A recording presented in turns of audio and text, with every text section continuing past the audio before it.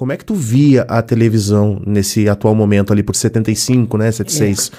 Eu tinha um pouco de preconceito. A minha geração tinha preconceito com novelas e tal, né? A gente era do teatro. Mas eu fui para a televisão porque eu tive um filho, o André. Sim. Né? Então eu fui para a televisão porque eu precisava sustentar esse filho. E o teatro não dava. A gente tinha um grupo, ganhava muito pouco. Então, para sustentar uma criança não era suficiente. Então eu fui pedir trabalho na televisão. O Teixeira Filho, que era o autor da primeira novela que eu fiz, que foi Ídolo de Pano. Ele era sogro da minha irmã. Aí eu fui lá e falei para ele, olha, eu preciso trabalhar, tal. E ele foi me ver no teatro e gostou. Falou, vou fazer um papelzinho para você. Aí eu fui lá na TV Tupi e o papel era assim, ele entrava nos 5 primeiros capítulos e depois ficou 60 capítulos fora. A novela teve 280 capítulos. Foi Nossa, uma coisa... um ano? Mais de um ano. Mais de um ano. A novela era enorme, enorme, enorme. Porque foi um sucesso extraordinário. Foi a novela que levou Tony Ramos e Denis para Globo. Foi a partir dessa novela. Eles dois estavam no elenco. Que legal. Então eu fiquei 60 capítulos fora. Falei, pô, agora não sei mais. Aí voltei e aí o personagem ficou importante. Ficou porque a personagem achavam que ela tinha morrido e tal. Aí ela volta. Aí volto, e aí fiz até o final, e foi uma grande escola, porque tinha esses grandes atores. E tinha direção do Henrique Martins, que era um gênio, e uma pessoa incrível, me ensinou demais. Tinha a Laura Cardoso no elenco. Que eu ficava escondida na coxia, assim, vendo como é que Laura fazia. Então era uma coisa, assim, foi uma grande escola. E lá na Tupi eu fiz mais algumas coisas até a Tupi fechar, né? Não, eu saí antes da Tupi fechar. Eu fui para Bandeirantes antes da Tupi fechar.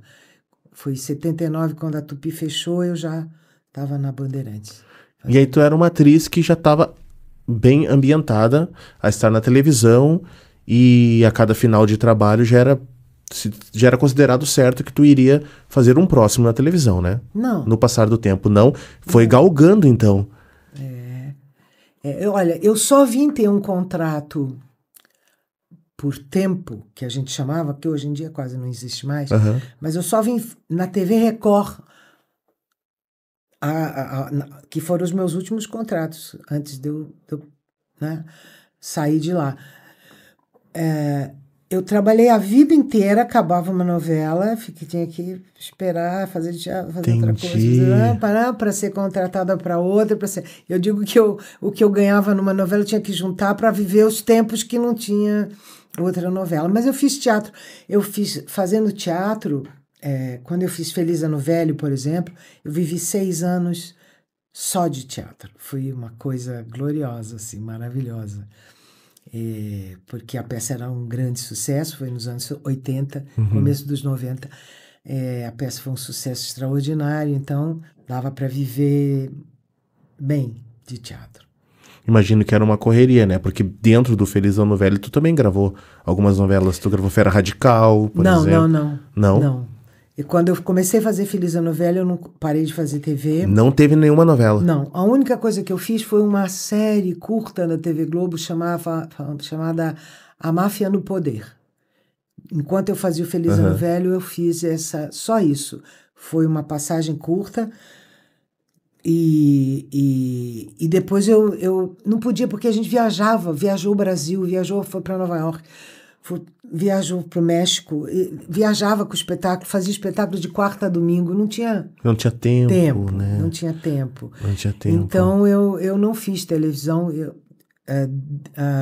por escolha mesmo. Por escolha eu resolvi não fazer televisão enquanto eu fazia o Feliz Ano Velho, que era extraordinário. E é isso. Tu tem lembranças de vocês no início da primeira temporada do Feliz Ano Velho? Tenho. Né, com Marcos Frota, Lília Cabral e Paulo Betti, né? Direção do Paulo Betti. E grande elenco, né? E grande elenco, né? Colegas que já desistiram da profissão. Eu lembro, porque foi uma produção muito... Primeiro foi a adaptação, o livro era um sucesso. Total. E o Paulo tinha sido professor de teatro na Unicamp, né? O Paulo era professor de teatro na Unicamp.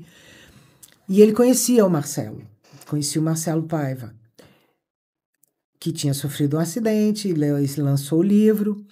E aí ele foi conversar com o Marcelo se o Marcelo permitia que se montasse, né? Fizesse a adaptação. E o Marcelo concordou. Quem me instigou o Marcelo, então. E o Marcelo concordou em que podia fazer a adaptação. Aí falamos com Alcides Nogueira, que é um grande autor de teatro brasileiro, para fazer a adaptação para teatro.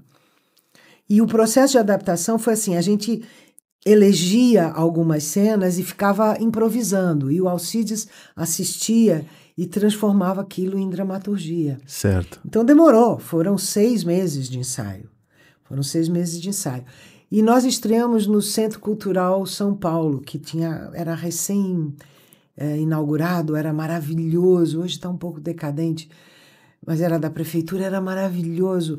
E foi uma coisa tão doida, e assim, foi com dinheiro emprestado da minha mãe que emprestou dinheiro, a gente não tinha patrocínio de ninguém, minha mãe que emprestou dinheiro para a gente montar o cenário. A tua mãe patrocinou a peça? Minha mãe emprestou uma parte do dinheiro e o Adilson, que era o outro ator da peça, emprestou outra metade, e a gente estreou assim, devendo para ele e para minha mãe. Minha mãe tirou dinheiro da poupança, eu nunca esqueço disso. E a gente estreou no Centro Cultural São Paulo. E, vendeu tudo. O primeiro mês vendeu todos os ingressos. Não tinha um lugar. As pessoas ficavam esperando desistência na porta, esperando. Aí o teatro prorrogou a nossa temporada, nós ficamos 2 meses lá. Quando saímos de lá, a gente não tinha teatro para onde ir. Mas aí conseguimos ir para o Teatro Augusta, que também já não existe mais, que era pequenininho.